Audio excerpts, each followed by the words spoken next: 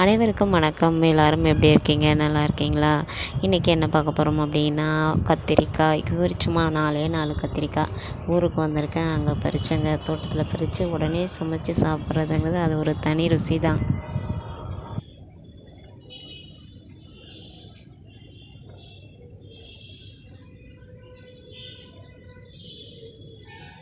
இப்போ தான் நம்ம சேனலை முதன்முறையாக பார்க்குறீங்க அப்படின்னா சப்ஸ்கிரைப் பண்ணிவிட்டு மறக்காமல் பக்கத்தில் இருக்க பெல் பட்டனை கிளிக் பண்ணிக்கோங்க.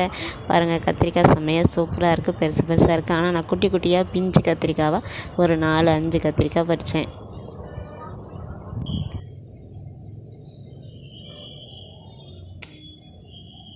கத்திரிக்காய் ரொம்ப குட்டி குட்டியாக இருந்தது. ரொம்ப பிஞ்சு கத்திரிக்காய் பறிக்க மனசில் இருந்தாலும் பிடிக்கும் அப்படிங்கிறதுனால ஒரு 5 கத்திரிக்காய் மட்டும் பறித்து எடுத்துக்கிட்டேன்.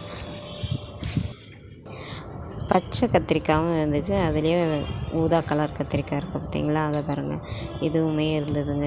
அதுலேயே விதைக்கு வேற விட்டுருக்காங்க. 2-4-5 முத்தின கத்திரிக்காயுமே இருந்தது. கத்திரிக்காய் எல்லாத்தையும் பறிச்சுட்டு கொஞ்சமாக தக்காளி, வெங்காயம், அங்கேயே பக்கத்தில் ஒரு மிளகா செடி இருந்தது, அதுலேருந்து ஒரு மிளகாவை பறித்து கொஞ்சம் சோம்பு சேர்த்து மிக்சியில் போட்டு ஒரு ஓட்டை ஓட்டிட்டு கத்திரிக்காயை நல்லா 4 கீரை போட்டு அந்த மசாலாவோடு பெரட்டி அப்படியே தோசைக்கல்ல போட்டு முருவலாக எடுத்து சாப்பிட்டாச்சுங்க. எதுக்கும் சாப்பாட்டுக்கெல்லாம் தொட்டுக்க கிடையாது, அப்படியே எடுத்து அப்படியே சாப்பிட்டாச்சு. உங்களில் யாருக்கெல்லாம் கத்திரிக்காய் பிடிக்குன்னு சொல்லுங்கள். கத்திரிக்காயில் எண்ணெய் கத்திரிக்காய் ரசம் ரொம்பவே சூப்பராக இருக்கும்.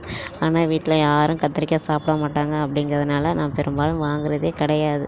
அதனால் கத்திரிக்காயை பார்த்த உடனே ஒரு மசாலா போட்டு பெரட்டி உடனே சாப்பிட்டு முடிச்சிட்டேன். கத்திரிக்காய்க்கு மசாலாலாம் தடவி தோசைகளிலே அப்படியே வறுத்துட்டு அப்படியே உடனே சாப்பிட்டாச்சுங்க. இதை சாப்பிட்டு முடிச்சுட்டு இனிமேல் தான் மதிய சமையலே ஆரம்பிக்கணும். சரிங்க, நான் போய் அடுத்த வேலையை பார்க்குறேன். ஓகே, தேங்க்யூ ஃபார் வாட்சிங்.